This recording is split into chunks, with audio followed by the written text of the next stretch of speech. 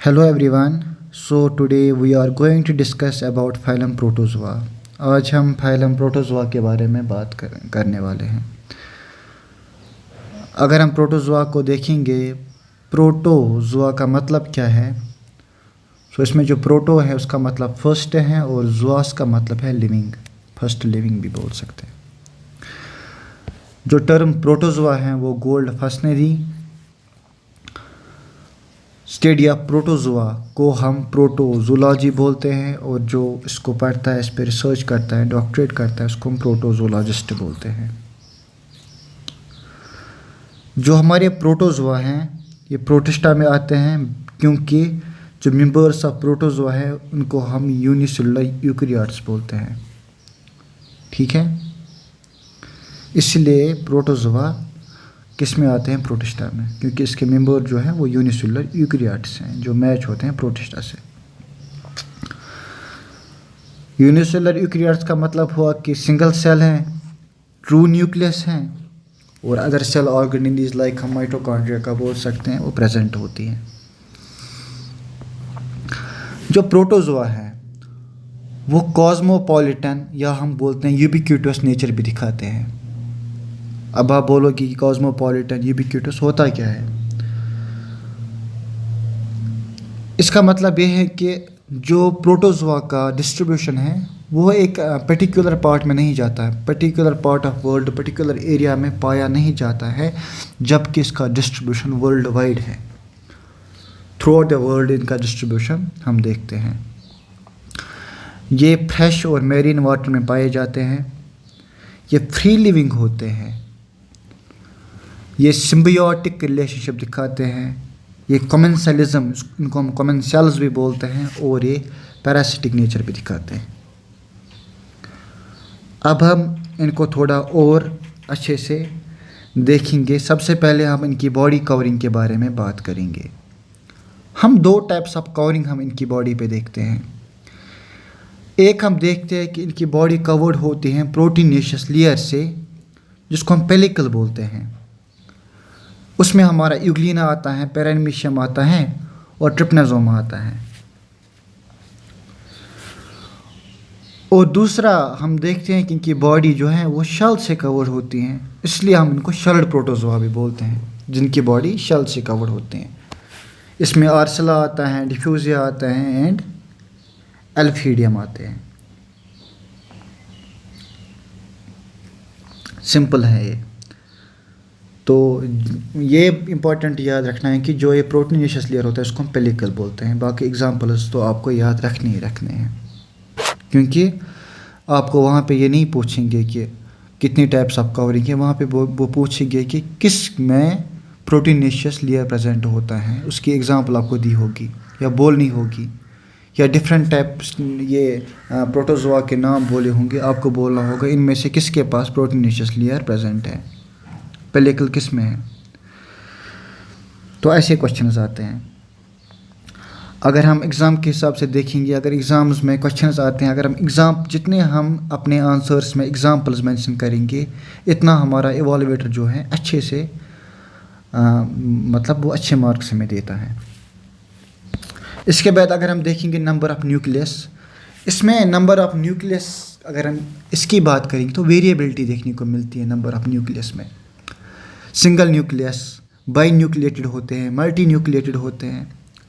अगर हम single nucleus की बात करेंगे, ज़रूरी नहीं है कि हम सबों को याद रखें, हम 2-3 एग्जांपल्स भी याद रख सकते हैं, वो काफ़ी हैं। सिंगल न्यूक्लियस में हमारे अमूबा आते हैं, एंटेमूबा आता है, यूग्लिना आता है, ट्रिप्नोसोमा आता है, लेशमेनिया आता है। अगर हम बाई न्यूक्लिएटेड की बात करेंगे, एक एग्जांपल याद रखनी है, पैरामेशियम कॉर्डेटम। पैरामेशियम कॉर्डेटम अगर हम इसका न्यूक्लियस देखेंगे, इसमें जो न्यूक्लियस जो होते हैं बाई न्यूक्लिएट होता है, एक जो होता है वो किडनी शेप्ड होता है और दूसरा न्यूक्लियस माइक्रो न्यूक्लियस होता है इसमें। और मल्टी न्यूक्लिएट में हम ओपलिना को याद रख सकते हैं, पिलोमेक्सा को याद रख सकते हैं, जिसको हम जाइंट अमूबा भी बोलते हैं। ऐसा भी बोल सकते हैं, किसको बोल सकते हैं जाइंट अमूबा। ऐसे हमारी ऑब्जेक्टिव टाइप क्वेश्चंस आते हैं जो कि एंट्रेंस एग्ज़ाम में भी पूछे जाते हैं, ऐसे टाइप ऑफ क्वेश्चंस। अगर हम इनके न्यूट्रिशन की बात करेंगे, यूजुअली हम देखते हैं, हम ऐसे भी लिख सकते हैं कि जो न्यूट्रिशन इन प्रोटोजोआ हैं वो होलोजोइक मोड का होता है या मिक्सोट्रॉफिक मोड का होता है, सिम्बियोटिक मोड का होता है, कॉमन सेल्स होते हैं, ऐसे भी हम बोल सकते हैं। बट अगर हम थोड़ा एग्जाम्पल उसको मेंशन करेंगे, इवाल्वेटर भी खुश हो जाता है और मार्क्स भी अच्छे आते हैं। अच्छा, तो यहाँ पर हम देखते हैं कि हमारे इनका जो होलोजोइक मोड होता है एनिमल लाइक मोड, जैसे हम एनिमल्स का होता है, इंजेस्ट करते हैं फूड, माउथ से खाते हैं ये। इसमें हमारा अमूबा आता है, इसमें हमारा पैरामेशियम आता है। दूसरा मोड दिखाते हैं मिक्सोट्रॉपिक मोड दिखाते हैं, या ये होलोफाइटिक मोड भी दिखाते हैं। इसमें हमारा आता है यूग्लिना। यूग्लिना को हम बोलते हैं कि ये कनेक्टिंग लिंक बनाता है एनिमल्स और प्लांट्स के बीच में। आप बोलोगे वो कैसे? कनेक्टिंग लिंक ये ऐसे बनाता है कि जो एक तो ये दिखाता है, एक तो यूग्लिना अपना फूड खुद प्रिपेयर करता है, हो गया ऑटोट्रॉपिक न्यूट्रिशन, और ये डिपेंड भी होता है फूड पे, ठीक है। दैट मीन्स ये दोनों types of modes of nutrition दिखाता है, दोनों टाइप के न्यूट्रिशन के मोड ये दिखाता है, जिसमें हम बोलते हैं कि यूग्लिना में हम प्लांट्स का भी नेचर देखते हैं, एनिमल्स का भी नेचर देखते हैं, अगर हम मोड ऑफ न्यूट्रिशन के बारे में बात करेंगे। और इसलिए हम बोलते हैं कि कनेक्टिव लिंक बनाता है प्लांट्स और एनिमल्स के बीच में, कनेक्शन क्रिएट करता है। ये हम यहाँ पे हम एवोल्यूशन के बारे में भी यूग्लिना को मतलब समझ सकते हैं, मतलब कैसे चीज़ें इवॉल्व हो गई। सिम्बियोटिक मोड दिखाता है, symbiosis, symbiotic relationship we can say, ऐसे दिखाता है। कैसे? टर्माइट्स में दिखाता है। ट्राइकोनिम्फा जो है ये सिम्बियोटिक एसोसिएशन दिखाता है, किसमें? टर्माइट्स में। अच्छा, अब क्या होता है अगर हम मतलब ऐसे देखेंगे कि जो ट्राइकोनिम्फा होता है ये हेल्प करता है डाइजेशन ऑफ सेलुलोज में। ट्राइकोनिम्फा हेल्प करता है डाइजेशन ऑफ सेलुलोज टर्माइटिस में। इसके बदले ये क्या करता है, इसको मिलता है एक तो कंस्टेंट फूड मिलता है इसको, और मिलता है शेल्टर को, दोनों एक दूसरे से बेनिफिट लेते हैं। सो यहाँ पे ये जो आप देख सकते हैं, अगर मैं इसको जूम कर सकता हूँ, हाँ ये हमारा टर्माइट है। इसमें ट्राइकोनिम्फा जो है इसमें ये दिखाता है क्या, सेलुलोज डाइजेशन, और इसके बदले ये इसको देता है फूड, और इसके बदले ये इसको देता है शेल्टर। इसके बाद जो और एक मोड ऑफ न्यूट्रिशन ये दिखाते हैं, इसमें कमेंसलिज्म में दिखाते हैं। कमेंसलिज्म अगर हम देखेंगे कि एक बेनिफिट होता है और दूसरे को कोई भी तकलीफ नहीं होती है। इसमें जो हमारा होता है एंटेमोबा कोलाई है, ई कोलाई, एस्चीरिया कोलाई भी ई कोलाई को हम बोलते हैं, बट यहाँ पे हमें एंटेमोबा कोलाई याद रखना है। इसको हम बोलते हैं commensal of colon of large intestine. Large intestine का कमेंसल हम इसको बोलते हैं। ये हमारी बॉडी में कोई भी डिजीज़ काज नहीं करता है, ये नॉन पैथोजेनिक होता है। एंटेमोबा कोलाई, क्वेश्चन आ सकता है एंटेमोबा कोलाई जो है कहाँ पे पाया जाता है, कोलन ऑफ लार्ज इंटेस्टाइन में पाया जाता है, कोई भी डिजीज़ काज नहीं करता है, कमेंसल होता है, नॉन पैथोजेनिक होता है। और एक मोड दिखाते हैं ये पैरासिटिक मोड दिखाते हैं, जैसे कि मैंने आपको पहले भी बोला।